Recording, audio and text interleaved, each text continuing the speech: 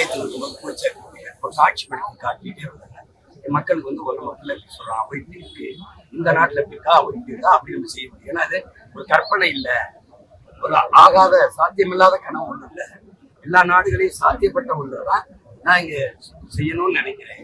அதுக்கு அதை எப்படி சாத்தியப்படுத்தணும், ஒரே ஒரு வாக்குல அவங்க வாக்குல சாத்தியப்படுத்த, அதைதான் திரும்ப திரும்ப ஒவ்வொரு ஊர்ல ஒன்று எப்படி வேலை வைக்க, எப்படி வேளாண்மை வச்சு பொருளாதாரத்தை, எப்படி கல்வி தரத்தை கொண்டு, எப்படி போக்குவரத்து காவல்துறைக்கு எப்படி கட்டமைப்பு சொல்லிட்டே வர.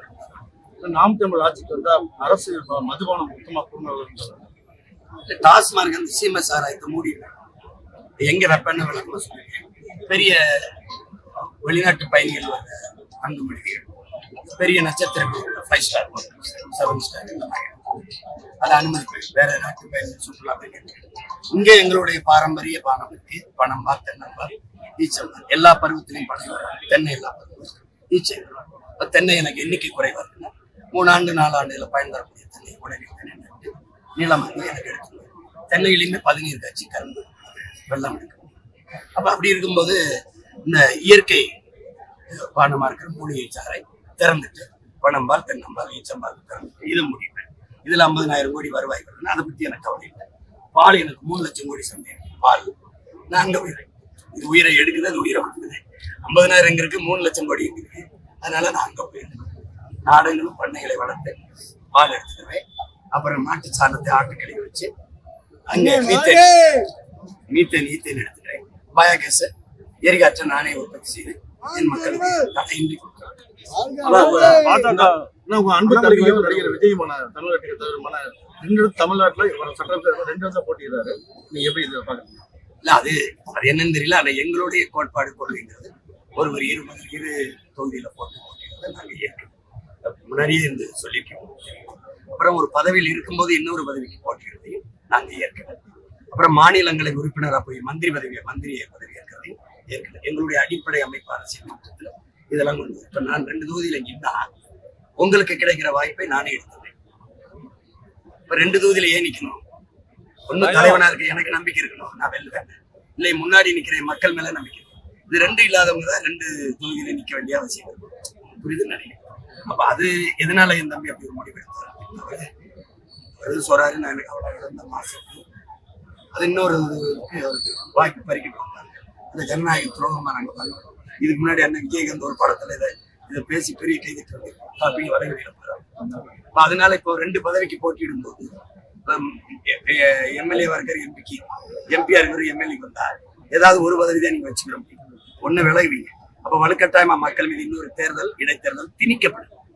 அப்ப அதுக்கு ஆகிற செலவு யாரு? தேர்தல் யாருக்கு மக்கள்கிட்ட இருந்து. அப்ப அந்த இடத்துல நாங்க என்ன மாதத்துல சொல்றோம்னா, ஒருவேளை விலகின இடைத்தேர்தல் நிற்கிறது. 2ஆவதா ஒருத்தர் வந்து 2ஆவதா நீங்க 2 லட்சம் வாக்குன்னா 1,95,000 வாக்கு கொடுத்து வாங்கியிருப்பாரு. மக்கள் அவர் நம்பி வாக்களிச்சு அந்த வாக்கு மதிப்பளித்து ஜனநாயகத்துல மீதி இருக்கிற காலத்துல 2ஆவதா வந்தவரை சட்டமன்ற உறுப்பினரா, நாடாளுமன்ற உறுப்பினர் தொடர்வாருன்னு கொண்டு வந்துட்டீங்கன்னா செலவு மிச்சம். புரியுதுன்னு நினைக்கிறேன். அதுதான் நாங்க அடிப்படை அமைப்பு மாற்றம். அதை நோக்கி இருக்கிற பிள்ளைகள்னால இந்த 2 தொகுதியில போட்டிடுறதுனால அதெல்லாம் அவங்க விருப்பம். ஆனா நாங்க எங்க கொள்கை நிலைப்பாடு இல்லை.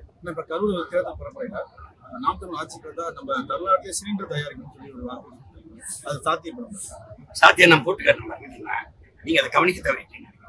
உலக நாடு எல்லாம் அப்படி பண்ணுது. சிங்கப்பூர் வந்து மக்கிய எழுதிருக்காங்க, அவங்களுக்கு மாட்டு பண்ணை இல்லை.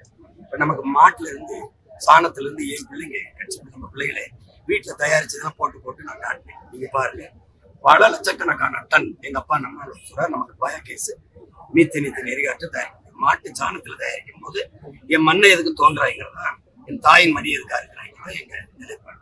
அதனால நானே இப்ப கரூர்ல பண்ணேன், ஆட்டு பண்ண, மாட்டு பண்ண, பன்னி பண்ண, கழுத பண்ண, இந்த எருக்களை கொண்டு வருவேன். மக்கிய எழுதி கழுவி மக்கிற குப்பை மட்டும்தான் என் மண்ணில் நீ இருக்கும். அது குப்பைங்கிற சொல்ல தூக்கிட்டு வளம்னு சொல்லுவோம் அல்லது உரம்னு சொல்லுவோம். கொண்டு வந்து மக்க வச்சு அதுல இருந்து கணக்கில்லாத உயிர் காற்று பயோகேஸை எடுத்து சிலிண்டர்ல அடைச்சு தமிழ்நாடு அரசு கொடுக்கும்.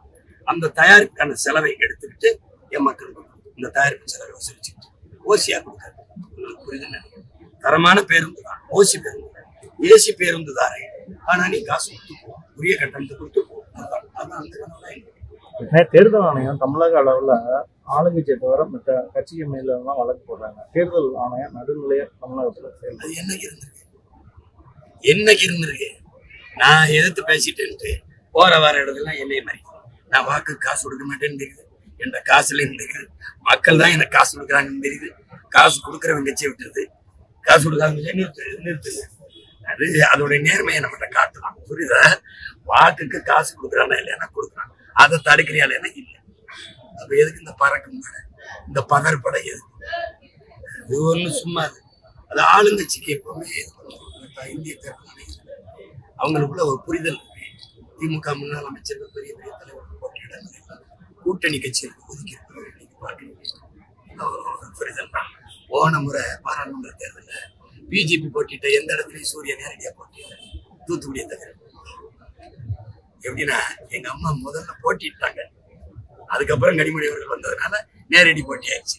மற்றபடி எல்லா இடத்துலயுமே கூட்டணி கட்சி தள்ளி விட்டுச்சு. அதெல்லாம் பாசிச எதிர்ப்பு, மதவாத எதிர்ப்புல வருது.